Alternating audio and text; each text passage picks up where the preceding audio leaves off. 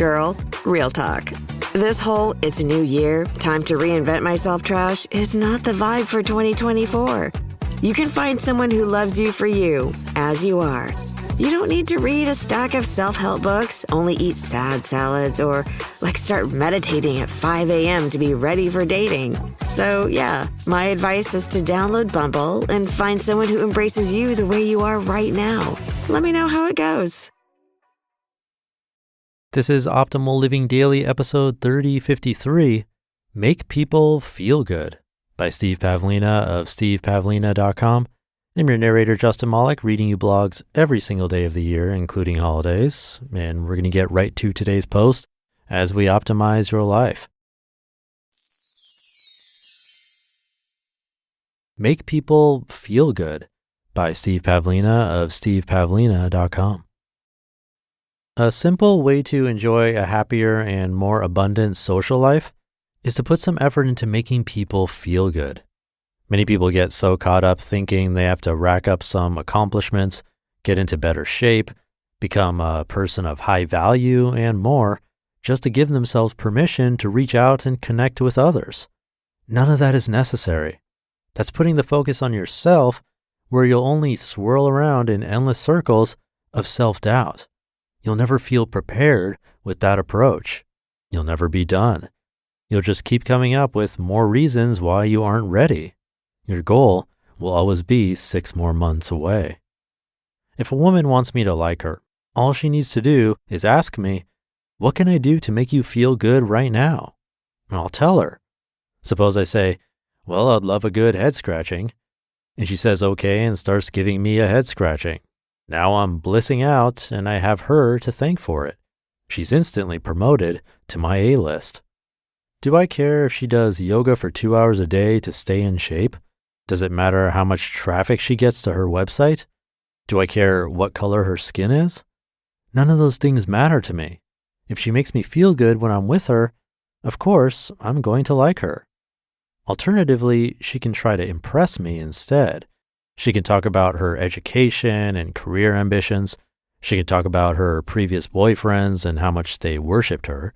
She can tell me about her decade of yoga practice. And I may very well be impressed. I'll think, wow, this woman really has her life on track. Then I'll excuse myself and go sit with the woman who gives great head scratchings, or the one who tells funny stories and makes me laugh, or the one who loves to cuddle. Why do I love my girlfriend so much? Well, it's very simple. She makes me feel good. She smiles at me. She gives me lots of affection. She travels with me. She plays with me. She cuddles with me. She makes me yummy vegan food. She learned what makes me feel good, and she does those things regularly. I also make her feel good. I know what she likes, and I do those things often. Does it feel good to stay? Why ever leave a relationship? Well, you and your partner stop making each other feel good. Either you stop learning what makes each other feel good, or you stop doing what you know. How could you reignite a broken relationship? Ask your partner what you can do to make him or her feel good and start doing those things every day. Tell your partner how to make you feel good and ask him or her to start doing some of those things every day. If either of you doesn't honor this commitment, let go and find someone else who will synergize with you. You may encounter people who want you to do things that don't feel good to you. There's no need to make sacrifices. Find something you're willing to give and then look for people who will appreciate what you enjoy giving. Some people love buying gifts for each other.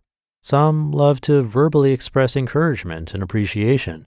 Some love touch and affection. Don't force yourself to give in ways that don't feel good to you. Instead, seek out people who enjoy and appreciate a style of giving and receiving that's compatible with yours.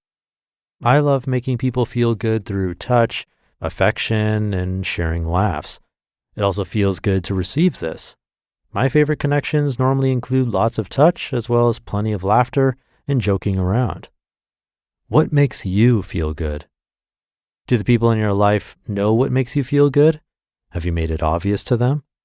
If you're currently in a relationship, go to your partner and ask him or her, "What do you think makes me feel good?"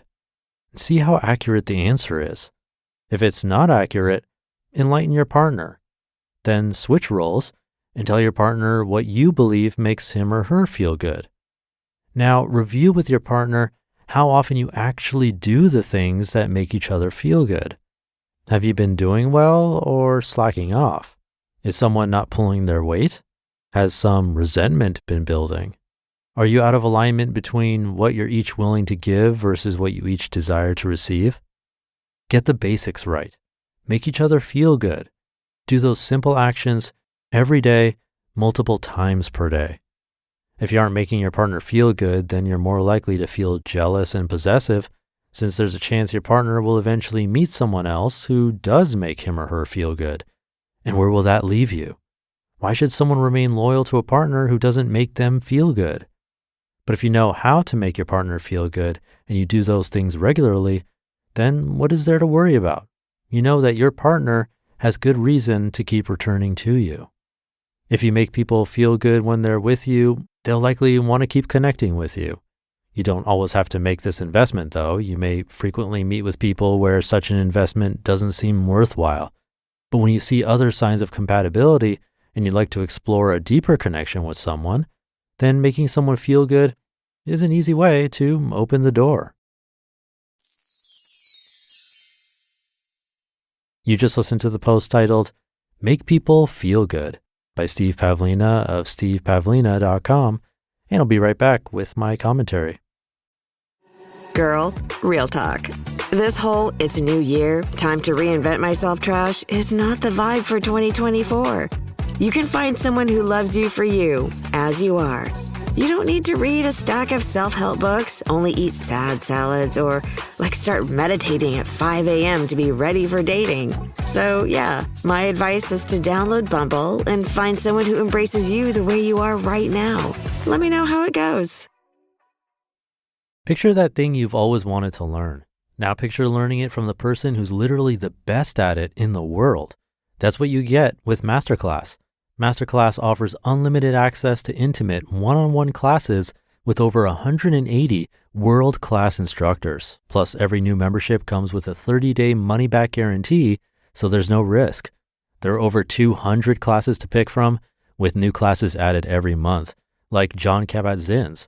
He's a mindfulness expert who teaches you how to incorporate meditation into your everyday life. I've loved his class. He's been mentioned on this podcast before. And it's really helped me to hone my meditation skills, especially when I'm out and experience stressful situations and don't have the time or space to have a proper meditation session. Thanks to his class, I've been able to stay more composed no matter what's happening. And right now, our listeners will get an additional 15% off an annual membership at masterclass.com/old. Get 15% off right now at masterclass.com/OLD. masterclass.com/old. Thank you to Steve. A good point, and it actually reminds me of a book I read a long time ago, How to Win Friends and Influence People by Dale Carnegie. Each chapter of that book is a different principle to win friends. And some of the ones I remember are smile, let the other person do all the talking, ask questions, being genuinely interested in the other person, be a good listener, seeing things from the other person's point of view. Nothing too groundbreaking there. But now reflecting on it, don't all of those things essentially make people feel good? Isn't that the whole purpose of listening, letting other people talk, being genuinely interested, even smiling? It makes the other person feel comfortable and really just good in general, I think. So yeah, you can break that down further like Dale Carnegie did with different ideas of how to make someone feel good. But I like what Steve did here and simply said, well, ask someone what you could do to make them feel good. What do they want or need that you could provide? Possibly a very simple solution to a very common problem. So thank you to Steve for this one.